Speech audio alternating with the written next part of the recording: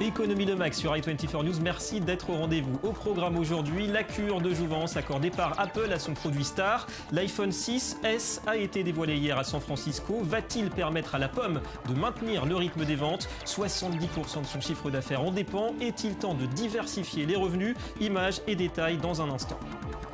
Et puis la fête de l'innovation bat toujours son plein du côté de Tel Aviv. On reviendra sur le salon DLD 2015 avec aujourd'hui la visite du directeur de l'accélérateur de start-up du groupe Alliance. Sylvain Thévenot sera accompagné de Nelly Soussan, PDG de Shushan & Co. Et ce sera tout à l'heure.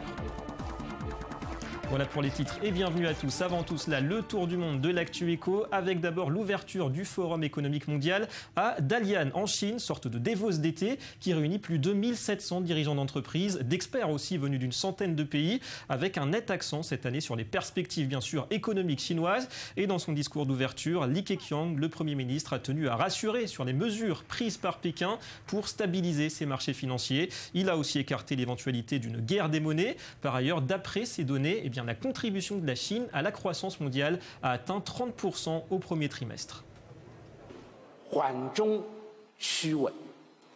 L'économie chinoise reste bien orientée et si le rythme ralentit, la stabilité s'accroît. Le tableau général montre plus d'opportunités que de défis. Nous sommes capables d'atteindre nos principaux objectifs de croissance de cette année.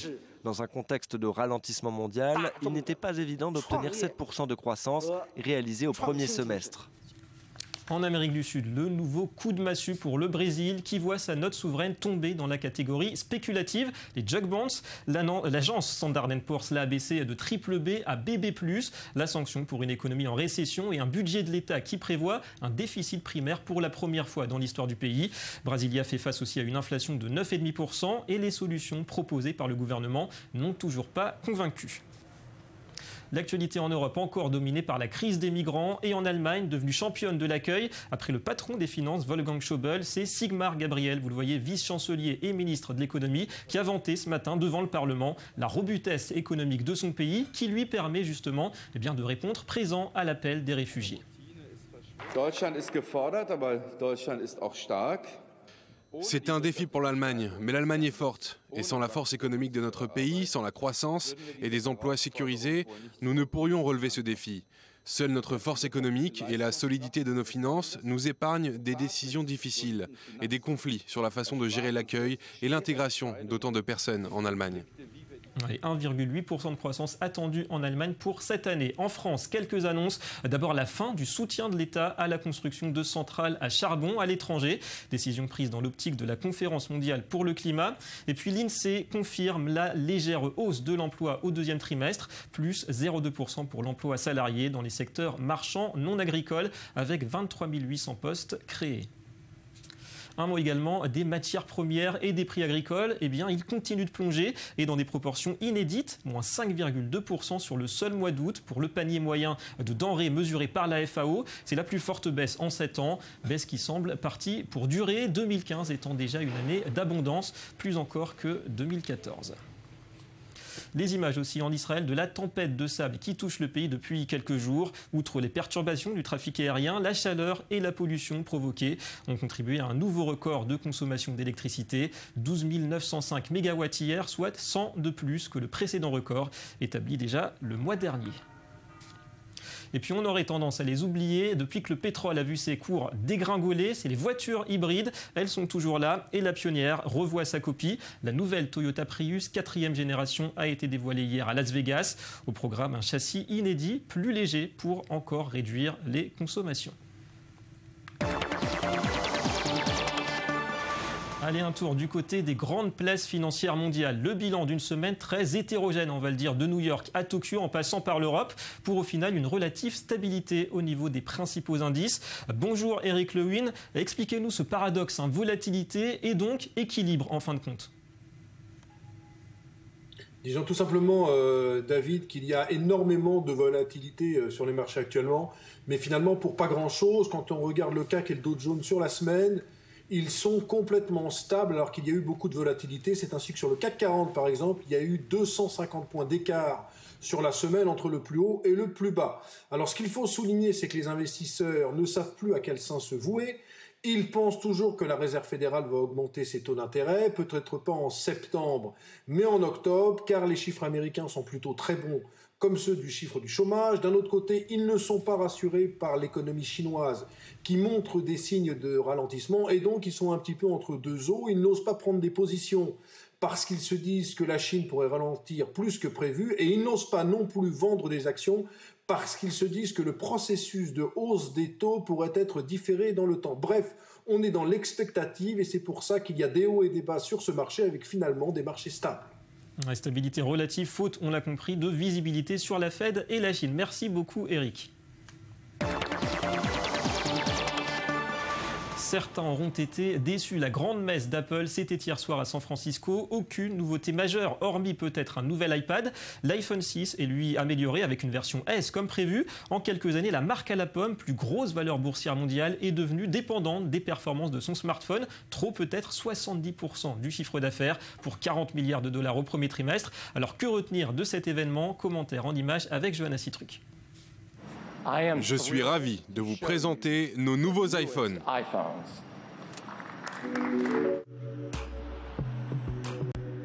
Voici l'iPhone 6S et l'iPhone 6S Plus. Par rapport aux versions précédentes, le design est quasiment le même. Mais à l'intérieur, tout a changé. C'est en tout cas ce qu'a affirmé Tim Cook, le PDG d'Apple, lors de sa keynote le 9 septembre. Un processeur plus rapide, un appareil photo de 12 mégapixels et surtout, la 3D Touch, une nouvelle technologie qui permet d'accéder à des fonctions différentes selon la pression effectuée avec le doigt sur l'écran. La 3D Touch pourrait être l'annonce la plus importante de ces 3 à 5 prochaines années. Ça change fondamentalement la façon dont les gens interagissent avec leur téléphone. Et c'est vraiment quelque chose d'énorme. Je pense que les concurrents vont avoir des difficultés à rivaliser avec ça. Vendus avec un abonnement de 2 ans chez un opérateur, ces deux nouveaux modèles coûteront entre 199 et 499 $. Ils seront disponibles à partir du 25 septembre prochain. De quoi soutenir la croissance de la marque à la pomme, car aujourd'hui, les ventes de smartphones représentent près de 70% de son chiffre d'affaires. Près de 123 milliards de dollars pour les 9 premiers mois de son exercice fiscal.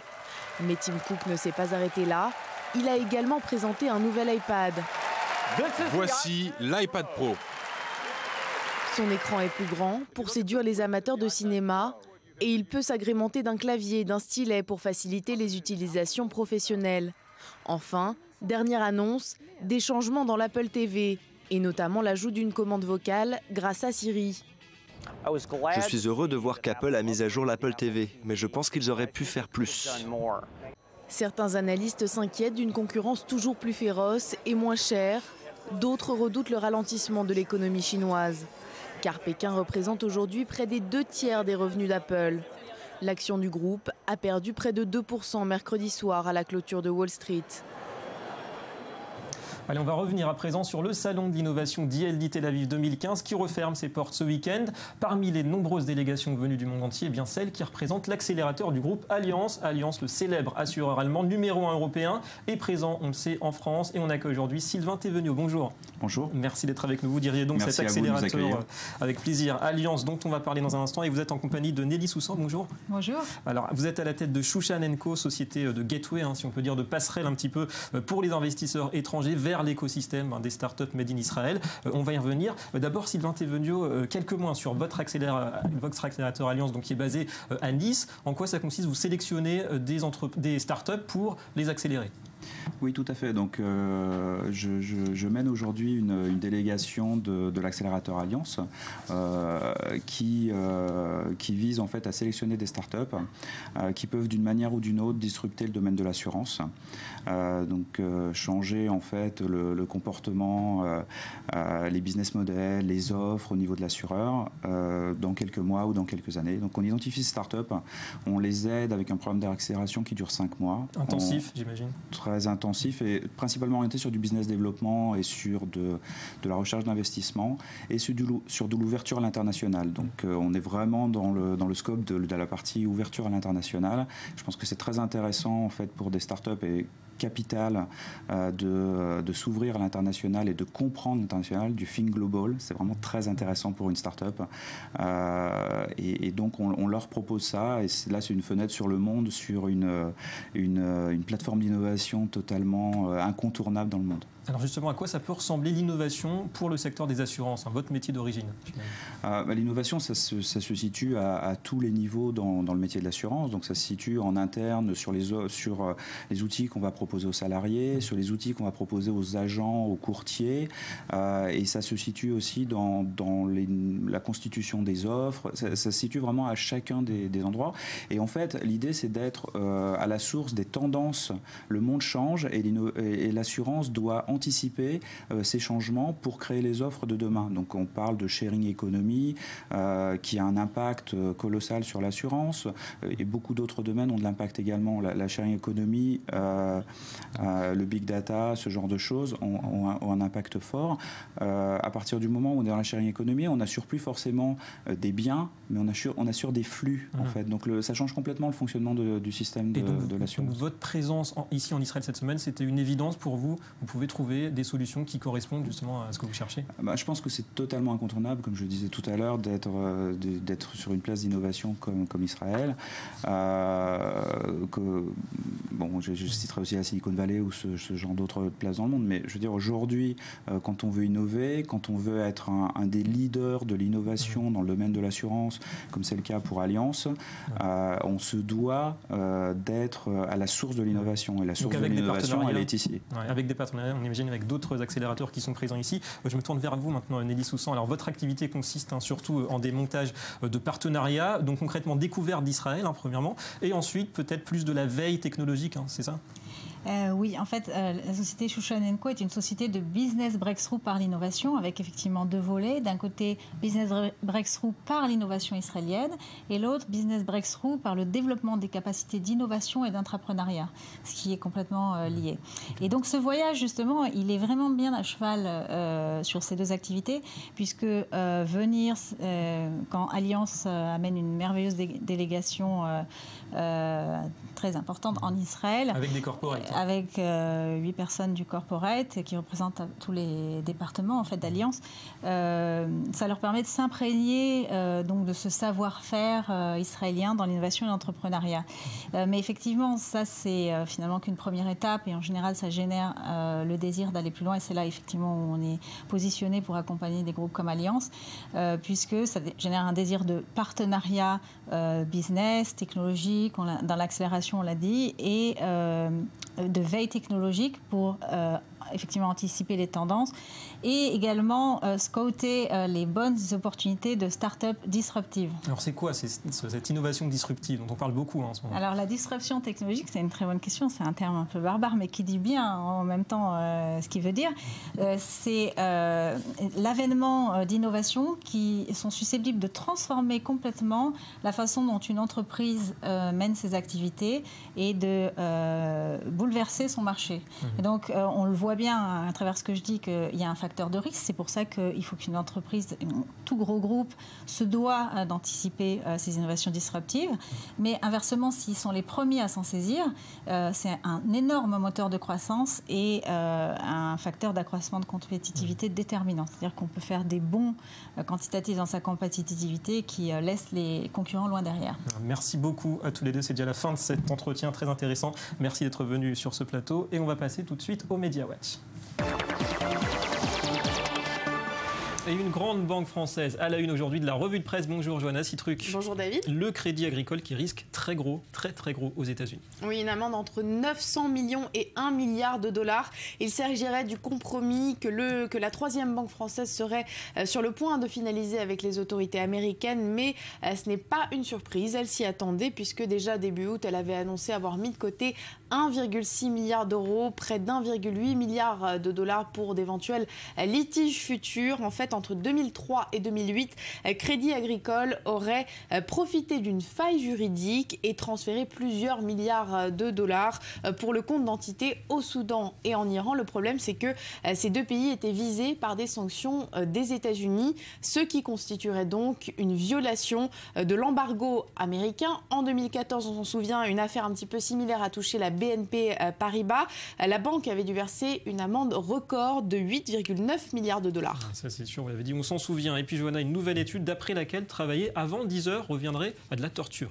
Oui, et en plus, ça rendrait les employés particulièrement fatigués, stressés, mais aussi malades. Ce sont les conclusions d'une étude du docteur Paul Kenney de l'université d'Oxford.